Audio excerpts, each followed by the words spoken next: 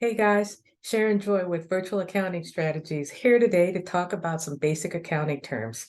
So before we get started, if you're a bookkeeper and you want a complete mentorship that can help you build your business and build your confidence in bookkeeping and get clients that'll pay you between $500 and $5,000 a month or more, click on the link inside the description to book a call to see if our mentorship program can help you. So let's go ahead and jump right in. The reasons and some basic accounting terms. So there are about 15 terms that will create the foundation on which you'll build your knowledge of accounting and bookkeeping. So while some of these terms might not apply to the business that you're at right now, that doesn't mean that it won't apply to anything that you're going to have in the future. So let's start with real simple, debits and credits. So not to be confused with your personal debits and credits are the foundation of accounting. So a debit is a record of all money that's expected to come into an account. A credit is a record of all the money going out of an account. So essentially, a debits and credits track where the money in your business is coming from and where it's going. Many businesses operate out of a cash account, or a bank account. So that's where you hold your liquid assets. So when a company pays for an expense out of pocket, the cash account is credited, because the money is moving from the cash account to cover the expense. This means the expense is debited because the funds credited from the cash account are covering the cost of that expense. So another term is accounts receivable and accounts payable. Accounts receivable is money that people owe you for goods or services. It's considered an asset in the balance sheet. So for example, if you sell something to a customer and they don't pay for it at that time, that's considered a receivable because they owe you money. Accounts payable is money that you owe other people. It's considered a liability in your balance sheet, and it has a credit balance. So for example, you pay rent every month. So you owe the $5,000 so that you would record that. When you pay it, you would reduce that payable for the outstanding balance. So accruals are normally credit balances, and they're debts that you owe that you haven't fulfilled yet. So basically, these could be sales you've completed but not yet collected, or expenses you've made but not yet paid for. So let's talk about an asset. An asset is everything your company owns. It's tangible or intangible.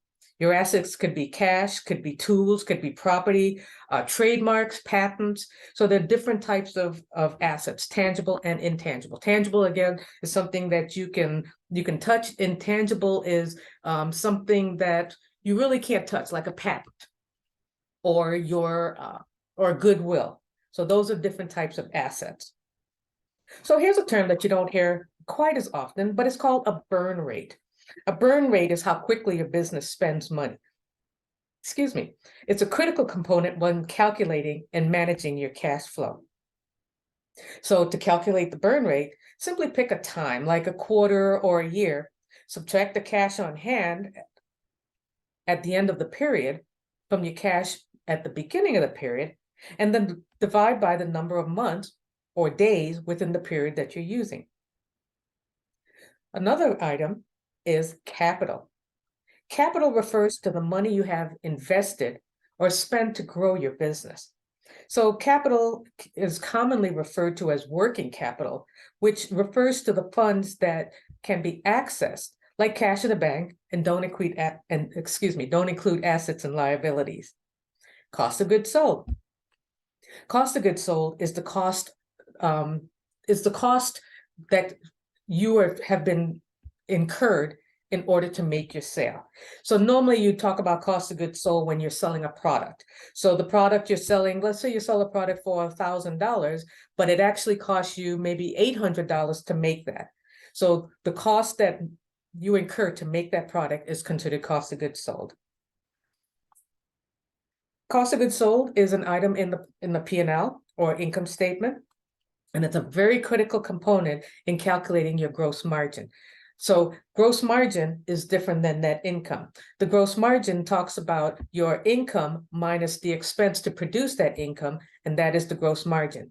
Net income, on the other hand, refers to your bottom line. So that would be your gross sales minus the cost to produce those sales, and then any other overhead expenses. That will come down to your bottom line. Basically, that's what you have after left over to put into your bank account, basically.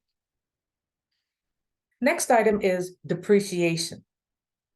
So depreciation refers to the decrease in the asset's value over time. So that's important for tax purposes because the larger assets impact your business's ability to make money. Those can be written down in depreciation. So for example, let's even speak about a car. So a car depreciates over time. That means it kind of loses value over time. And that's basically what depreciation is. A ninth item that we're talking about is equity. So equity refers to the amount of money invested in a business by its owner. It's also known as owner's equity, stockholders, or stockholders' equity. It can include things like non-monetary value, time, energy, and resources, also called sweat equity. So this is basically what your owner, what the owner is left with after you sell off all of the assets and liabilities. In the calculation on the financial statement, the equity can also be found by taking away, so assets minus liabilities and equity. So a business with healthy equity or positive equity is very attractive for potential investors, lenders, buyers, anybody that's looking to really purchase this business.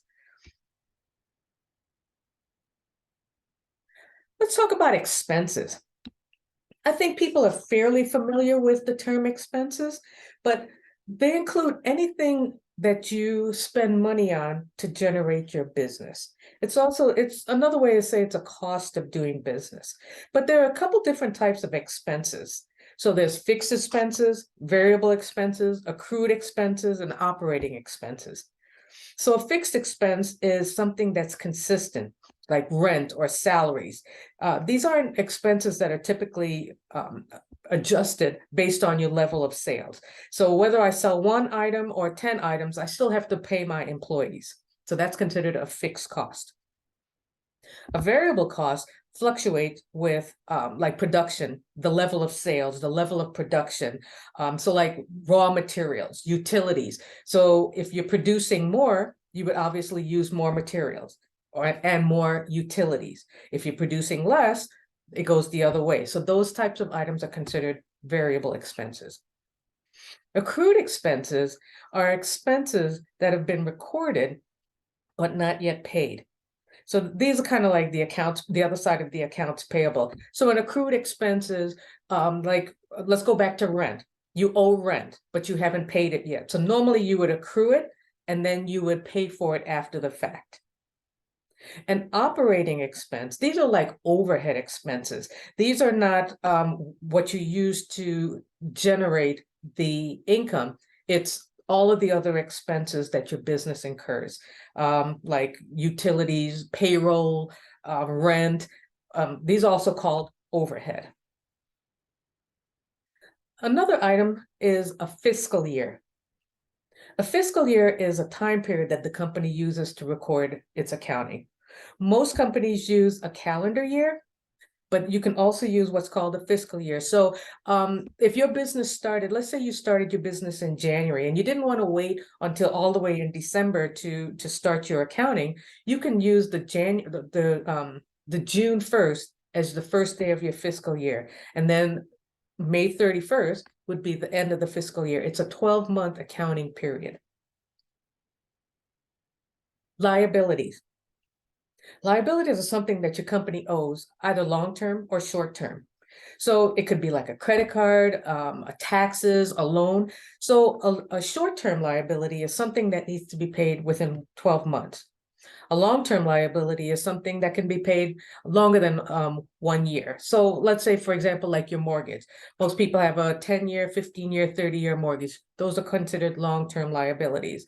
A short-term liability would be like maybe a credit card balance, so that you pay off monthly. So those are things that need to be, that you would be paying within 12 months.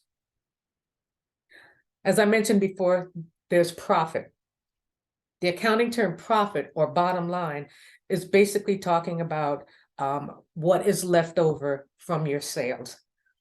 So your business is taxed on its not net profit. So you would have the top line would be sales, then you'd have the cost of sales, and then you'd have all of the overhead expenses, and then you get to the bottom line, which is your net profit, which is what you're actually taxed on.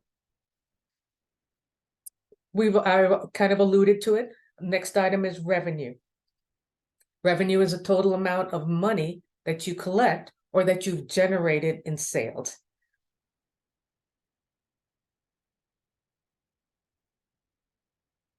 And that's basically the main accounting terms that you use as the foundation for your business.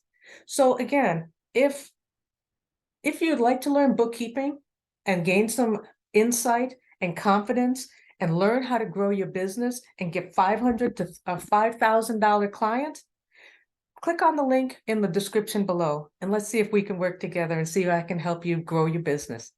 Take care of yourself until next time.